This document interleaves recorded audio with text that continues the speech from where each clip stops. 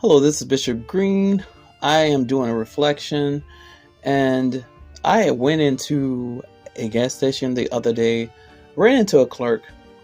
He tried to be cordial, but he was very nervous and jittery and distant.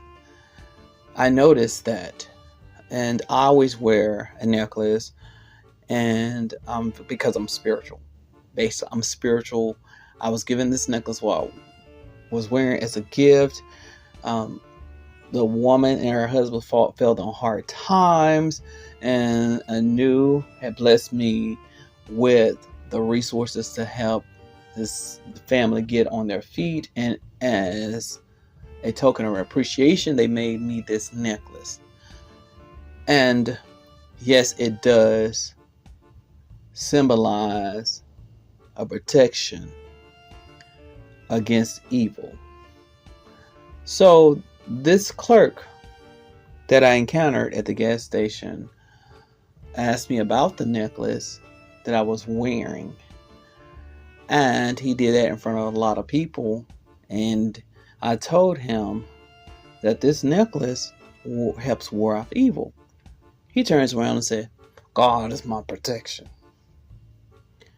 And I told him, but this necklace is mentioned in the Old Testament where the children of Israel went to war. And they had necklaces like this that they took for themselves. And it was interesting that he made the statement, "God is my protection," from a lot of people as though he was holy. He was actually foolish, and he seemed wise in his own eyes because he hadn't even read scriptures thoroughly to understand what he just stated. And on top of that, in the Christian Bible, it speaks of their Messiah named Jesus. He had disciples. Now, instead of Jesus protecting the disciples were protecting Jesus, which was the opposite way around. They had swords. And why did they have swords? It's to ward off evil. Those object is an object. A sword is an object. Was utilizing to ward off evil.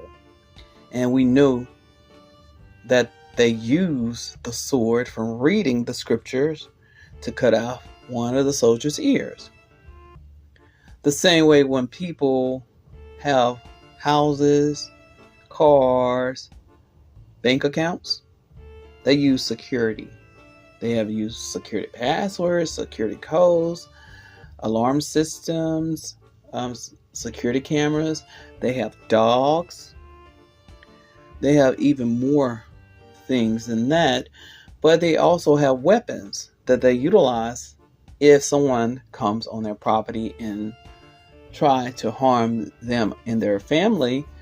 They use an object to ward off evil. So when people say God is my protection or God is my only protection, you got to look at, if you're in your car, you locking your doors, you keep your windows up, you don't leave your car keys in your vehicle so that a criminal can get it. You actually take the keys out. Why don't you keep the keys in your vehicle? If God is your own protection, won't he protect you from someone stealing your car? Why don't you leave your house unlocked when you're at work or anywhere? Won't God protect someone from walking in your house? You lock it up. You put your alarm on so that evil can't get in. So when people start talking, they sound foolish if they're operating in ignorance, especially as a gas clerk. He locks the store when you got to go to the restroom. He probably even locked his car while working. Why lock your car? Why would you lock the store up if God is your only protection?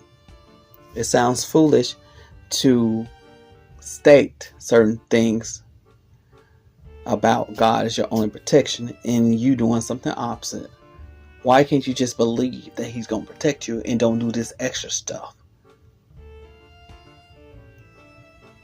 My belief isn't anew. Elohim. I believe God protects his own. And he doesn't need his own to protect him because he's already protected. He's the Almighty. And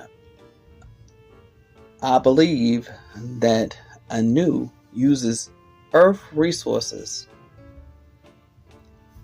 to help assist in the protection of his children. Because his children, although spiritual, still live in the natural realm of this life. So what are your thoughts about just God is just my protection? Or do you feel that God uses the resources of this earth to assist his children? And you cannot just be protected based upon saying the name or the phrase or the catchphrase, God is my protection. I believe you have to be obedient to the Most High in order to be protected. You must be in his will to be protected. What are your thoughts on this subject?